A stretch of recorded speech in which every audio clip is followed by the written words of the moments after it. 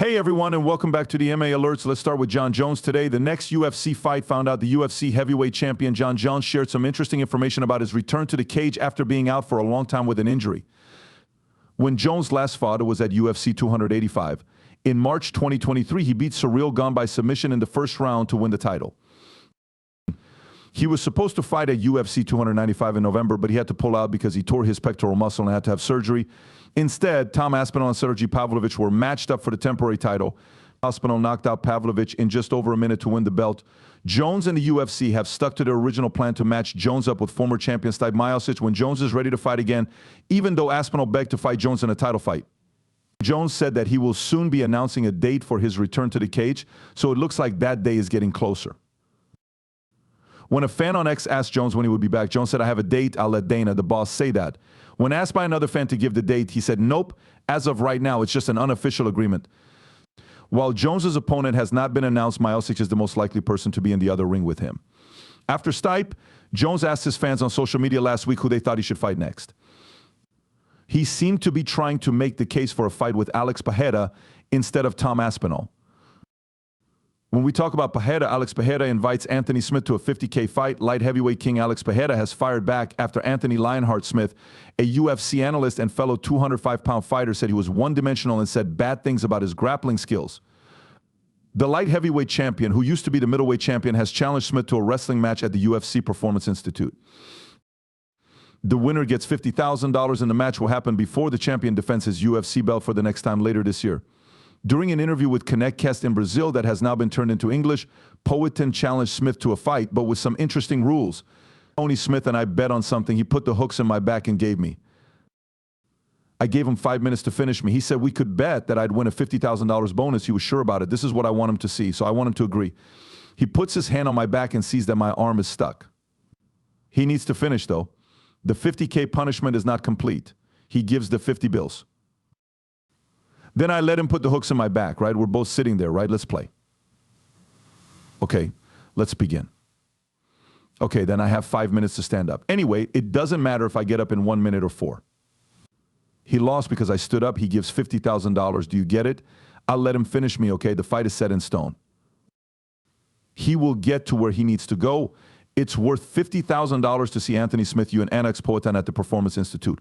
When he beat Victor Petrino in the first round of his, Smith replied to Pereira at the press meeting after the fight at UFC 301 in Rio de Janeiro. Say something. Alex Pereira said that he would put up $50,000 if I did something. Yes, he does rule. I could start on his back, though. Yeah. Hooks in. I could start on his back. You have 5 minutes to go. Or he wants to put up $50,000 for it, and I have 5 minutes to finish him. Yeah. I'll take his $50,000. I'll take his cash. How are you going to kill him? I'll jump if I start on his back. 100%. Smith got the win over Petrino by submit, which was his 16th KO. Alexander Gustafsson, Volkan Ozdemir, Ryan Spann are just a few of the light heavyweight contenders he has beat with the rear naked choke in the UFC. Smith has fought 57 professional mixed martial arts MMA matches, while Pereira has only had 12. However, Pereira's coach Glover Teixeira recently gave him a black belt in Brazilian Jiu-Jitsu for his knockout win over Jamal Hill in the main event of UFC 300. This week, Sean O'Malley also puts out video of him sparring. Before UFC 301 in Brazil, UFC flyweight champion Alexander Pantoja brought up his bantamweight rival Sean O'Malley and talked about a meeting that had happened behind closed doors. It seemed like O'Malley was actively pushing for a chance to become a double champion. The cannibal said he beat Sugar, but O'Malley and his coach Tim Walsh both said it was O'Malley who won. Right now, after Pantoja successfully defended his title against Steve Erceg in Rio, O'Malley put up a short clip of their fight on YouTube and emphasized the part where he took the Brazilian down. The flyweight champion is on O'Malley, but it looks like the 135-pound king has more important things to do. Merab Dvalishvili, the top prospect, shocked everyone on UFC India by announcing that he will finally fight O'Malley at UFC 306 in September at the Sphere, but O'Malley quickly took back what he said. He shared a picture on social media with the words Morab at the Sphere is not targeted as far as I know, that's what I want. But UFC hasn't said anything about it. 3 previous UFC champions have been knocked out by Dvalishvili in his last 3 fights. They are Jose Aldo, Peter Jan, and Henry Cejudo. In March at UFC 299, O'Malley successfully defended his title by winning a unanimous decision over Marlon Chidovera. This was his last fight inside the orange cage. Next up is UFC news. Next month, 2 exciting newcomers to the light heavyweight class are set to fight each other in their first UFC fight. Antonio Malvaro Tricoli from Brazil will fight Umar, a Frenchman who has never lost at UFC Vegas 92 in the Apex on May 18th. And since he turned professional in 2019, Sai has won all 9 of his fights, with 7 of those wins coming by way of a knockout. Rodolfo Bellato, a former contestant on Dana White's Contender Series, was supposed to fight him at first, but he got hurt and had to pull out, giving Tricoli a chance. The Sixer Brazilian has won 3 fights in a row and is a strong threat to submit, so this fight should be interesting to watch. The UFC welterweight star known as the Immortal Matt Brown retired over the weekend with a post on social media following his appearance on Season 7 of The Ultimate Fighter in 2008. The 43-year-old middleweight joined the UFC. His most recent fight was in May 2023 when he knocked out Court McGee in the first round. He tweeted that he wouldn't do it again. "I'm leaving." That's what was said. "My new goal is to help people teach martial arts and start companies that can make the world and the community a better place." Over the years, Brown has fought some big names in the cage.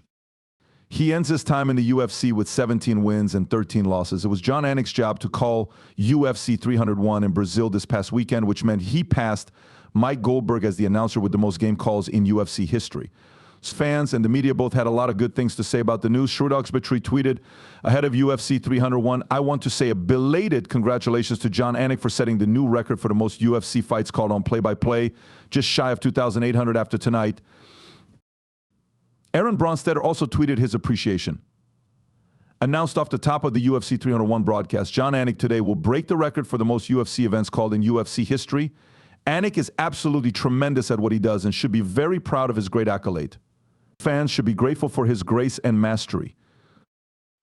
The BMF belt is between Alexander Volkanovski and Max Holloway. Alexander Volkanovski says he would be happy to fight Max Holloway a 4th time now that the Hawaiian has a belt to show. Papanovski beat Holloway by decision at UFC 245 in December 2019 to win the UFC featherweight title. 7 months later, at UFC 251, the fight also went to Australia. This time, though, it was a split decision, and many fans thought Holloway should have raised his hand. Volkanovski successfully defended the title twice more, and the 2 fighters met again at UFC 276 in 2022. Alexander the Great won this time without a doubt because he controlled the fight and got a clear victory.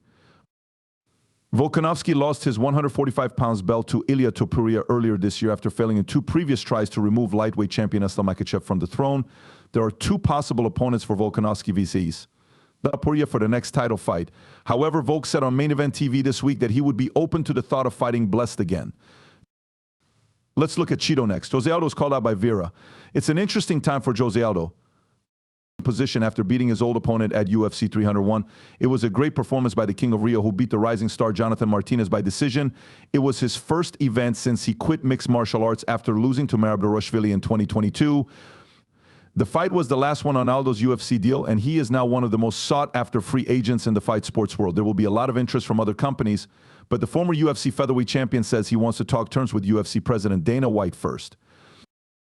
When he spoke to the press in Portuguese after the fight, Aldo said, "I always have to sit with the UFC because this is in the contract. Isn't it? Don't worry, the UFC can accept any deal that comes up.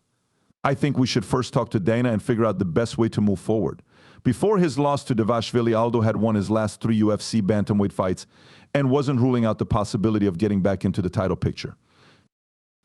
"That's what my boss told me. I can skip that line and go straight to that one because we were ranked very high when we left. His next fight could be against Marlon Vera again, which could lead to a title shot." He tweeted, "Let's run it back Aldo right after UFC 301, calling for the fight." In December 2020, Aldo beat Vera by decision. Since Vera most recently fought Sean O'Malley for the 135-pound title in March, another win over the Ecuadorian would do great for Aldo's claims to the bantamweight title. Dana White puts her new deal with Netflix at risk. Dana was on The Roast of Tom Brady, a live show on Netflix. Dana was mad that Netflix only gave him 60 seconds to make jokes when it was his turn. This is what Dana said. Fans thought that it might be Netflix after Dana White said that the UFC was in talks with streaming companies other than ESPN. At a news conference, Dana talked about this. Since Dana was at Netflix's first live show, it's possible that this was planned ahead of time. It was clear that Dana didn't like the short amount of showtime he got. With a deal between the UFC and Netflix already in place, did Dana ruin his chances? Type your ideas in the box below. The main points, Jamal Hill is like a character that was made a chance. It doesn't matter to anyone. It seems like Jamal Hill talks more than he fights. LOL, he was really knocked out. Many UFC fans use a free service when Ian Gary is on the show, which is good for the company. I'll give money straight to the fighters on that card that I want to support. F. Gary Ian. Kobe Covington is really scared of Ian. Talking but not walking. He's afraid that someone will treat him badly again like they did with Leon.